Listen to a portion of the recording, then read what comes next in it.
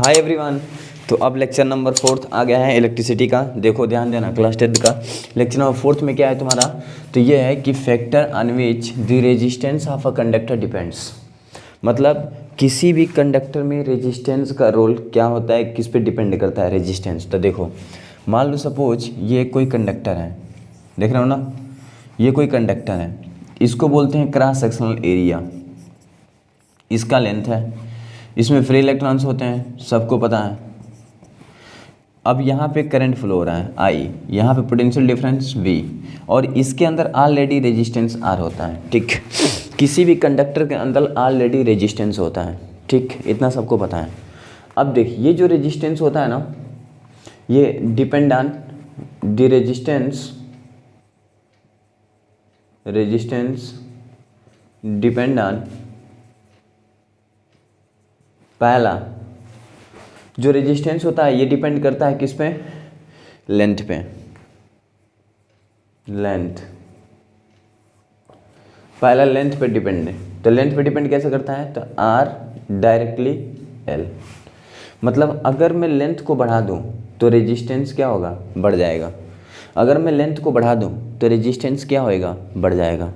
अगर मैं लेंथ को बढ़ाऊं तो रेजिस्टेंस बढ़ेगा, लेंथ घटाऊं तो रेजिस्टेंस घटेगा कंडक्टर का। ठीक, second cross sectional area, cross sectional area.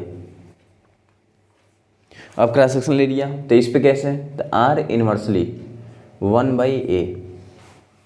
अब अगर मैं क्रॉस सेक्शनल एरिया, ये जो देख रहे हो ना, इसको बोलते हैं क्रॉस सेक्शनल एरिया। अगर मैं इस क्रॉस सेक्शनल एरिया को क्या कर दूं, कम कर दूं, तो रेजिस्टेंस बढ़ जाएगा। और इसको ज़्यादा कर दूं तो रेजिस्टेंस क्या होगा, घट जाएगा। समझ रहे हो ना। अगर मैं क्रॉस सेक्शनल एरिया को कम कर दूं तो ये लंबाई इसकी बढ़ जाएगी, और लंबाई जब इसकी बढ़ जाएगी तो रेजिस्टेंस अपने आप बढ़ जाएगा। ठीक, अकॉर्डिंग टू साइंटिस्ट। अब देख जा, अकॉर्डिंग टू साइंटिस्ट यार रियल में करके देखना। अब देख R इनवर्सली 1/A। अब देख यहाँ पे 2 मिला, और तीसरा होता है nature of material. Nature of material, material का नेचर। अब इसमें आता है तुम्हारा रेजिस्टिविटी, अभी लाऊंगा इसको। अब रेजिस्टिविटी होता है depend on material, depend of nature of material, depend on nature of material, nature of material. ये मटेरियल के नेचर पे डिपेंड करता है। एंड आल्सो टेम्परेचर, टेम्परेचर पे भी डिपेंड करता है। अब सुन ध्यान से, 3 चीज़ है, फैक्टर है इसके, 3 फैक्टर हैं। अब रेजिस्टेंस के 3 फैक्टर हैं जिसमें, अब रेजिस्टेंस जो होता है ना L, और इसके डायरेक्टली हो गया, तो सुन R directly L, R inversely 1/A। तो दोनों सेम है ना, तो इसको एक बार लिखेंगे R। ये भी दोनों देखने में सेम दिखाई दे रहे हैं, तो एक बार लिखेंगे। ये देख L ऊपर है तो L, ये देख नीचे है तो नीचे। अब देखो क्या हो गया, R डायरेक्टली L/A। जब इसको हटाएंगे ना तो इक्वल लगाएंगे, और यहाँ पे एक कांस्टेंट आएगा रो। अब ये देखो कांस्टेंट रो, यही नेचर जो बताया मैंने। तो बताओ ये तीनों के तीनों आ गए ना, आ गए। अब देख ये जो रो है ना, अब यहाँ पे very very most important formula बन गया, R equal to row L/A। अब यहाँ से इसकी यूनिट पूछता है, तो इस ए को ट्रांसफर कर दे, तो RA equal to rho L को नीचे ट्रांसफर कर दे, यानी RA/L इक्वल टू रो। ये रो का फार्मूला बन गया रेजिस्टिविटी का। इसी को बोलते हैं resistivity, resistivity very most important. आप जानते हो ये जो रेजिस्टिविटी आया है ना, इसका कई बार बोर्ड में यूनिट पूछा है। केवल क्या पूछा है, यूनिट। अब इसकी यूनिट क्या होती होगी, तो देख बता दे रहा हूँ यूनिट कैसे निकालते हैं। तो मान ले रो इक्वल टू क्या मिल गया, RA/L मिल गया, यही मिला है ना। देखो अब ये जो RA/L मिला है ना, तो इसकी यूनिट कैसे होगी, R का हो जाएगा ओम, और एरिया का यूनिट सब जानते हो मीटर स्क्वायर होता है, तो इसको लिखोगे मीटर स्क्वायर बाय। लेंथ का सब जानते हो मीटर होता है, तो लिखोगे मीटर, मीटर स्क्वायर से मीटर क्या होगा, तो बताओ रेजिस्टिविटी कितनी हो गई, ohm into metre. It is very very most important for board. Board में बहुत बार पूछा है ये कि इसकी यूनिट बताओ। यानी तुमने आज क्या पढ़ा, अभी जस्ट अभी तुमने पढ़ा factor on which resistance of conductor depends. मतलब किसी भी कंडक्टर का रेजिस्टेंस किस पे डिपेंड करता है, किस पे, लेंथ पे, क्रॉस सेक्शनल एरिया पे, और उसकी ये रेजिस्टिविटी, मतलब रेजिस्टिविटी अपन जिसको बोलते हैं नेचर ऑफ मटेरियल, जो प्रोपोर्शनल साइन हटाने के बाद आता है, और इसकी यूनिट पूछता है बोर्ड में कई बार। ठीक है, स्क्रीनशॉट ले इसमें। नाउ रेजिस्टिविटी होता क्या है। अब रेजिस्टिविटी तो बता दिया था मैंने, ठीक है, कि इसके जो कांस्टेंट आया था प्रोपोर्शनल साइन हटाने के बाद, तो रेजिस्टिविटी था। अब होता क्या, देख, the resistance of conductor of unit length and unit area. यानी किसी कंडक्टर का जो रेजिस्टेंस होता है वो यूनिट लेंथ में, यूनिट एरिया में कितना है, ठीक है, वही होता है क्या, रेजिस्टिविटी। फिर समझ कि कह रहा है कि the resistance of conductor of unit length and unit area of cross section. मतलब समझो ये एक कंडक्टर है, इसका ये लेंथ है और ये इसका क्रॉस सेक्शन है। अगर ये यूनिट एरिया है, यूनिट एरिया, और ये यूनिट लेंथ है, लेकिन अब ये होता क्या, यूनिट लेंथ, मान ले सपोज ये 1 मीटर है और ये 1 मीटर स्क्वायर है, तो इसको यूनिट बोलेंगे। अगर 1 मीटर स्क्वायर एरिया है क्रॉस सेक्शन और 1 मीटर लेंथ है, तब इसके अंदर जो रेजिस्टेंस होगा वो रेजिस्टिविटी होगी, वो रेजिस्टिविटी कहलाएगी। तब इसके अंदर जो रेजिस्टेंस होगा ना वो क्या कहलाएगा, रेजिस्टिविटी। कैसे, तो R इक्वल टू क्या पड़े हो, रो L बाई ये दोनों एक एक रखो तो रेजिस्टेंस क्या हो जाएगा, रो 1/1, मतलब रेजिस्टेंस इक्वल टू रेजिस्टिविटी। यानी तब इसके अंदर जो रेजिस्टेंस प्रेजेंट होगा वही रेजिस्टिविटी होगी। वेरी सिंपल यार। मान ले कोई कंडक्टर, इसका लेंथ 1 मीटर कर दूँ, इसकी cross sectional area 1 metre square कर दूँ, तब इसके अंदर जो रेजिस्टेंस होगा वही इसकी रेजिस्टिविटी कहलाएगी। ठीक है, तो डेफिनेशन समझ चुके होंगे। इसको रिप्रेजेंट करते हैं रो से। इसका यूनिट अभी मैंने बता दिया था क्या होता है, ओम इंटू मीटर, कई बार बोर्ड में पूछा है।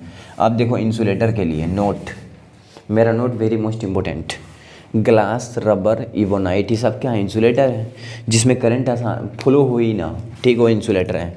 अब इसमें क्या होता है वेरी हाई रेजिस्टिविटी। इसकी रेजिस्टिविटी क्या होती है, बहुत हाई होती है।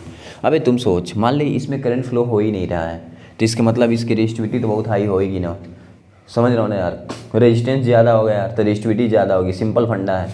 जिसकी रेजिस्टेंस ज़्यादा उसकी रेजिस्टिविटी ज़्यादा।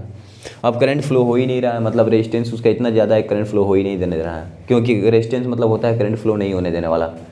ठीक, तो यहाँ पे तुम्हारा इसका इंसुलेटर का रेजिस्टिविटी 10/12 से 10/17 ओम मीटर होता है। कंडक्टर की बात करूँ तो conductor have very low resistivity, इसकी रेजिस्टिविटी बहुत कम होती है, बिकॉज इसमें करंट ईजिली फ्लो होता है। ठीक है, कितना होता है 10⁻⁸ से 10⁻⁶ ओम मीटर तक। स्क्रीनशॉट लें, इम्पोर्टेंट है सब। हाय एवरीवन, अब चलो इस क्वेश्चन की बात करते हैं। ये क्वेश्चन लड़कों से लगता नहीं जल्दी, ठीक है। जितने भी स्टूडेंट हैं वो सब टेंशन पड़ जाते हैं कैसे सॉल्व करें, जो मतलब लोवेस्ट में माइंड के हैं, जिसे माइंड लोवेस्ट माइंड का कोई होता नहीं है, पढ़े तो सब हाईएस्ट माइंड के हैं। कोई पढ़ता ही नहीं तब बोलते हैं उसको अपना लोवेस्ट माइंड। जो नहीं पढ़ता उसके लिए, जो पढ़ता है उसके लिए बहुत आसान है, लेकिन अगर प्रैक्टिस करेगा तब। लेकिन अगर देखा जाए तो अगर आसानी समझा तो कोई भी क्वेश्चन दुनिया, कोई भी चीज़ हार्ड नहीं होता, सब आसान होता है। बट अगर समझें, पढ़े, मेहनत करें तो। अदरवाइज ऐसा अगर नहीं करते हैं तो कोई भी चीज़ यार टफेस्ट तो लगेगा ही ना। देख, इस क्वेश्चन को सॉल्व करना है, इस क्वेश्चन को सॉल्व करेंगे कैसे। It is very very most important question and very easy question and very most important for board. Board के लिए बहुत इंपॉर्टेंट है ये, कई बार बोर्ड में पूछा हुआ क्वेश्चन है। ठीक, ध्यान से देखना बस। देख, पहले क्वेश्चन पढ़ते हैं। A wire given material having length L। एक वायर है किसी मटेरियल का जिसका लेंथ कितना है, L बना लोगे। फिर कह रहा है एरिया ऑफ क्रॉस सेक्शन है, इसकी क्रॉस सेक्शन एरिया कितना है, ये है। कह रहा है हैज रेजिस्टेंस 10 ओम, इसका रेजिस्टेंस कितना है 10 ओम, मतलब R1, ये L1, ये A1। फिर क्या बोलना है, रेजिस्टेंस 10 ओम। फिर बोलना and what would be the resistance of another wire, एक और वायर है, ठीक, इसका रेजिस्टेंस मान ले R2, ये पूछा है। कह रहा है ऑफ द सेम मटेरियल, दोनों सेम मटेरियल के हैं, सेम मटेरियल लिख लो। कह रहा है हैविंग लेंथ L/4, मतलब इसका लेंथ L/4 हो चुका, मतलब L2 कितना हो गया, L/4, L1 कितना है L, ओके। फिर क्या बोल रहा है, and area of cross section 2 point है, मतलब एरिया ऑफ क्रॉस सेक्शन कितना हो गया 2.5A। पहले एरिया A1 इक्वल टू क्या था A1 था A, और ये हो गया 2.5 है। मतलब जो क्वेश्चन दिया था उसको मैं लिख दिया, गिवन कर दिया, ये पूरा गिवन। अब सब कुछ तेरे को मिल गया। मिलने के बाद सबसे पहले R1 लिखो, वी नो डैट हम जानते हैं, क्या जानते हैं, तो हम ये जानते हैं कि R1 इक्वल टू होता है रो L1/A। अब R1 equal to row L1 कितना है L, A1 कितना है A, equation number first. Actually equation number first तो मैंने कर दिया, लेकिन रो चेंज नहीं हो सकता क्योंकि सेम मटेरियल है, और सेम मटेरियल के लिए रो सेम होता है। मतलब जो इसकी रेजिस्टिविटी वही रेजिस्टिविटी इसकी होगी, क्योंकि it is depend on material. अब देखो इसके लिए R2 की बात करूँ तो R2 equal to row L2/A2। अब देख R2 equal to row L2 कितना है L/4, A2 कितना है 2.5 है, 2.5 है। अब इसको लिखना चाहूँ तो बाई 1 कर सकता हूँ, इसको फिक्स कर सकता हूँ।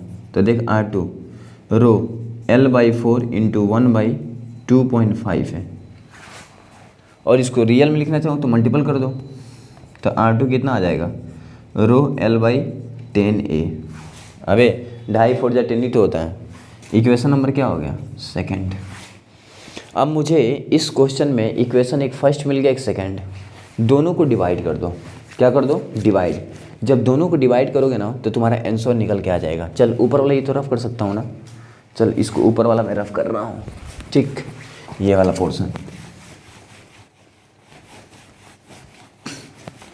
अब देख divide first and second, first divide by second, तो फर्स्ट कितना R1/R2 इक्वल टू R1 कितना है रो L/A, रो L/A, R2 कितना है रो L/10 है, रो L/। अच्छा बताओ रो से रो क्या हुआ, L से L क्या हुआ, A से A क्या हुआ, कट गया। मतलब R1/R2 कितना आ गया 1/1/1/10। फिक्स कर दें 1/1 इंटू 10/1 यानी 10 डायरेक्ट। समझ रहे हो ना, ऐसे बहुत कन्फ्यूज हो जाता है लड़के कैसे लिखें, 1/10 लिख देते हैं बहुत। तो ये कितना आ गया 10। अब 10 आया ना तो ये पूरा पढ़ रहा हूँ, डायरेक्ट यहाँ लिख रहा हूँ 10। अब इसको ट्रांसफ़र कर दें तो R1 इक्वल टू 10R2। अब जानते हो R1 का मान कितना दिया है 10, और हमको R2 चाहिए था, यही चाहिए था ना मेरे को। अब क्या करेंगे, यहाँ पर रख दो 10। जब 10 रखोगे ना तो कितना हो जाएगा 10 इक्वल टू 10R2। 10 से 10 कट गया, R2 का मान कितना गया 1 ओम, निकल गया। It is my answer. It is very simple यार, बस प्रैक्टिस करो, गिवन लिखना सीख जाओ और उसको कैसे सॉल्व करना है ये सीख जाओ, पूरे क्वेश्चन को नचा दोगे आप। और इसी तरह कोई भी क्वेश्चन आएगा तो करोगे आप सब। क्या करोगे, पहले गिवन क्या क्या है उसको दिखा लोगे रोड बना करके, ठीक। दिखाने के बाद उसका R1 निकाल लोगे, उसका R2 निकाल लोगे, उसमें वैल्यू पुट करके, ठीक, और दोनों को डिवाइड कर दोगे तो तुम्हारा रेजिस्टेंस सेकंड आ जाएगा जब ऐसा क्वेश्चन पूछेगा तो। चलो ये लेक्चर समाप्त, लेक्चर नंबर 4 फाइनल 5 कल, ओके।